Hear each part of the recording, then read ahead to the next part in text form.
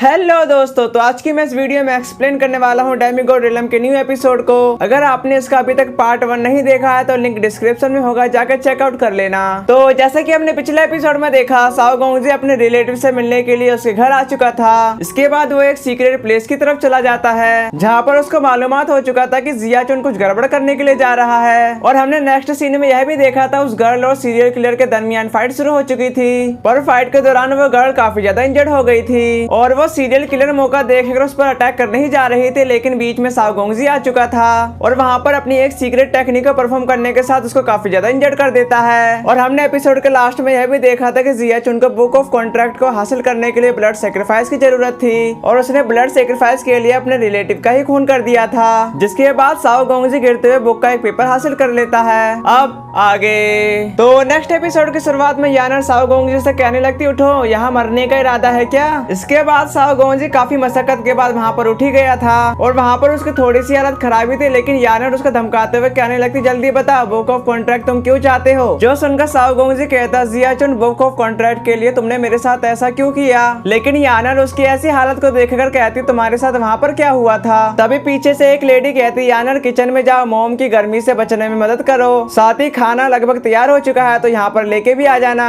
जो सुनकर यानर वहाँ से चली गई थी, जिसके बाद वो लेडी साओ गोंगजी को ग्रीट करते हुए कहने लगती, सेट के सैंड की ट्रेनिंग यंग सेट के चीफ से मिले। जो सुनकर साओ गोंगजी कहता, तुम सेंजाओ फैमिली से हो, जिस पर वो लेडीज को बताने लगती, यंग सुजेरेन को यह निशान अभी भी याद है और वो निशान उसको दिखाने लगी थी, जिसको देखकर साओ गोंगजी उसको उठाने के साथ ही कहता है कि तुमने मुझे यंग लॉर्ड के रूप में कैसे पहचाना? वो बात सुनकर वो लेडी बोलती, तुम्हारा इलाज करते समय और मुझे गलती से सेंजाओ जोंग से इनहेरिटेड जेड पेंडेंट मिल गया। सेंजाओ जोंग में केवल वही लोग हैं जिनके पास ये पेंडेंट है, साथ ही साथ एक लंबे समय से लापता यंग सेक्ट के चीफ साओ गोंगजी, दूसरा है जिया चुन साउथ सेक्ट का एल्डर। जिस बात पर साओ गोंगजी कहता, जिया चुन अस्थायी रूप से यंग सुजुरेन के रूप में काम कर रहा है। जिसके बाद वो लेडी बोलती, तुम शायद 1 महीने पहले यानी अगले दिन यानर ने यंग मास्टर को बचाया। इसके बाद यहाँ सीन शिफ्ट होकर उसी सीरियल किलर की तरफ आ गया था, जहाँ पर डीमन किंग उससे कहने लगता है, 1 महीना बीत चुका है, अब तुम मेरे को बता सकते हो फीलियान कहाँ पर है? जिस पर वो सीरियल किलर कहती, 9 प्रिंस वापस आ चुका है, साथ ही साथ इसामेन की तरफ एक मेन पावर भेजे जिसके बाद हम उस बंदे को ढूंढ सकेंगे। वो कहते सीरियल किलर वहाँ से चली जाती है और हम नेक्स्ट सीन में साओ गोंगजी को देखते हैं, जिसने अपनी सारी बात उस लेडी को बता दी थी और उसकी ऐसी बातों को सुनकर वो लेडी कहने लगती, शायद ऐसा ही हुआ होगा, तभी यानर ने तुमको बचाया। जब तुम सीरियस इंजर्ड हो गए थे तो मुझे लगा नहीं था कि तुम बचोगे,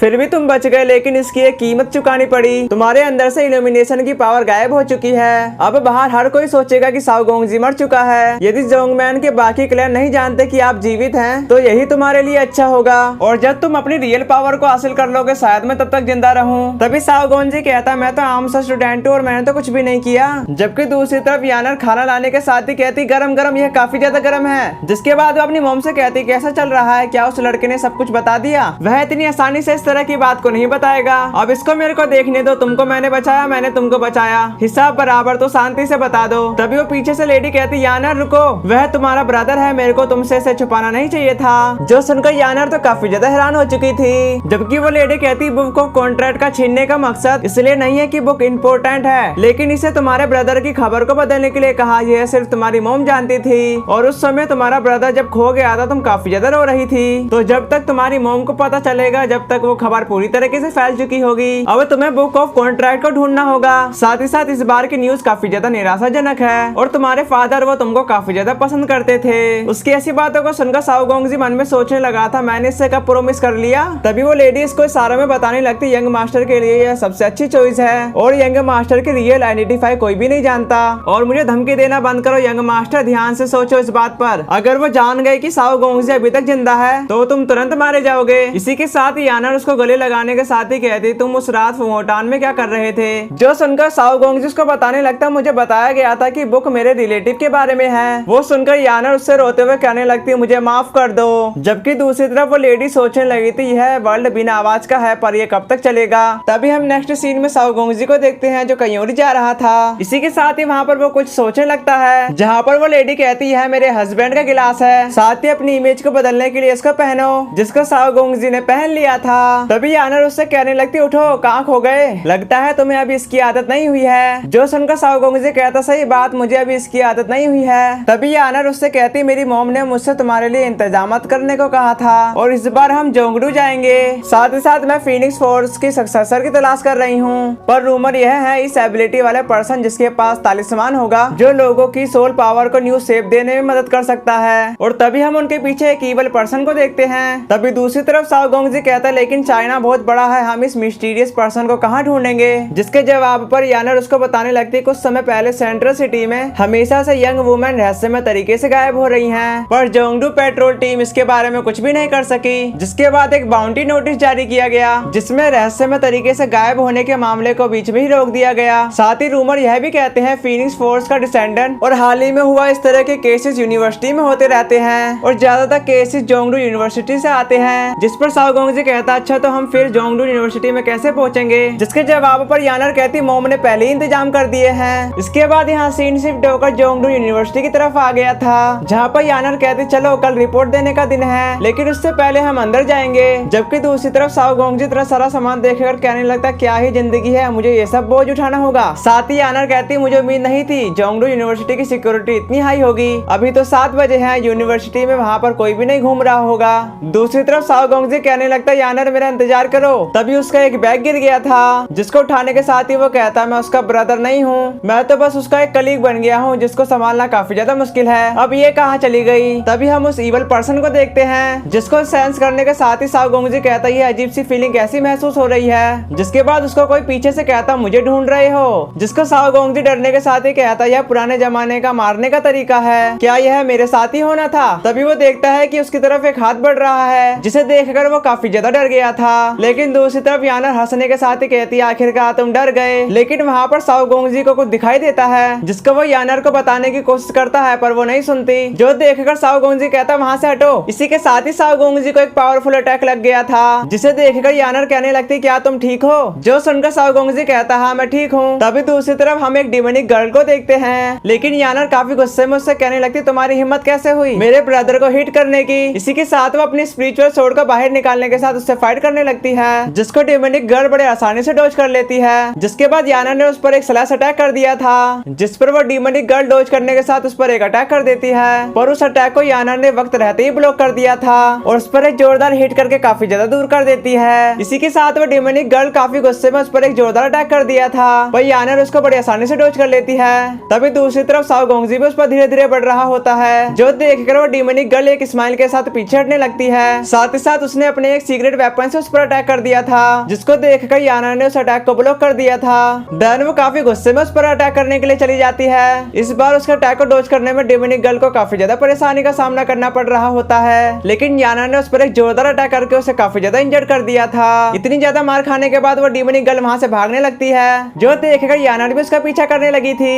उसे ज्यादा देखकर साओ गोंगजी कहता यह अच्छा नहीं है लेकिन वहाँ पर साओ गोंगजी के लिए एक और मुसीबत इंतजार कर रही थी जिसने अपनी बाइक से साओ गोंगजी पर अटैक कर दिया था। लेकिन साओ गोंगजी वक्त रहते ही साइड हो जाता है। इसी के साथ ही वो कहता तुम पगला गई हो क्या, मैं भी मरने ही वाला था। लेकिन वो गर्ल बात को इग्नोर मारते हुए उस पर दोबारा से अटैक करने के लिए चली गई थी। इस बार उसका निशाना साओ गोंगजी नहीं बल्कि वो डीमन गर्ल होती है जिसके बाद डीमन गर्ल की हालत काफी ज्यादा खराब हो गई थी।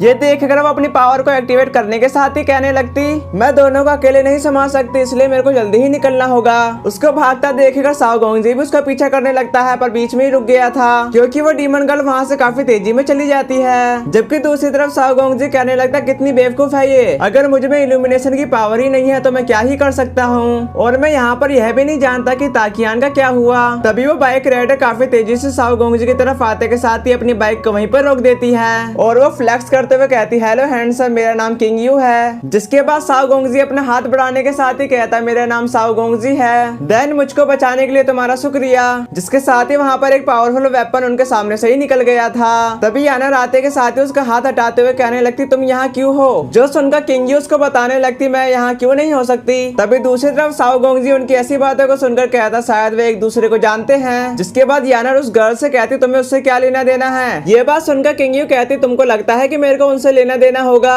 जो सुनकर यानर बोलती हाँ मतलब तुम हमारे पीछे घूम रही थी किस लिए। जिसके जवाब पर किंग यू उनको बताने लगती आंट को तुम्हारी चिंता है इसलिए उन्होंने मेरे को यहाँ पर भेजा। ये सुनकर यानर कहती कहती मेरी मॉम ने ये क्यों नहीं बताया मेरे को। जबकि दूसरी तरफ किंगी उनसे कहती तुमको निशाना बनाया जा रहा है। वो कहते ही वहाँ से चली गई थी। उसको जाता देखकर साओ गोंगजी कहता अच्छा तो वो हमारी कजन है। उसकी ऐसी बातों को सुनकर यानर उसका कान पकड़ने के साथ ही कहती क्या कहा कजन, मैं तुम्हारी सिस्टर हूँ। और वो नाराजगी में वहाँ से जाने लगती है। उसको जाता देखकर साओ गोंगजी कहता कि अब हम कहाँ जा रहे हैं। जिसके बाद नेक्स्ट सीन में साओ गोंगजी यानर से कहता तुमको कुछ मिला उनकी स्ट्रेंथ से। जिस पर यानर कहती मैं तुमको बताती हूँ, पर उन दोनों की यह सीक्रेट बात हमको नहीं बताई जाती। तभी उसकी ऐसी बातों को सुनकर साओ गोंगजी कहता भाई डोरमेट्री के पीछे छिप गई। उसकी इतनी तेज आवाज सुनकर यानर कहने लगती अपनी आवाज को नीचे रखो, मेंढक मेरा प्लान खराब मत होने दे और ध्यान से सुनो, सबसे खतरनाक जगह सबसे सेफ प्लेस होती है। जिस पर साओ गोंगजी बोलता तुम्हारा क्या मतलब है। जिसके जवाब पर यानर उसको बताती है इस प्लान के बारे में सबसे अनएक्सपेक्टेड बात है, सबसे अनएक्सपेक्टेड।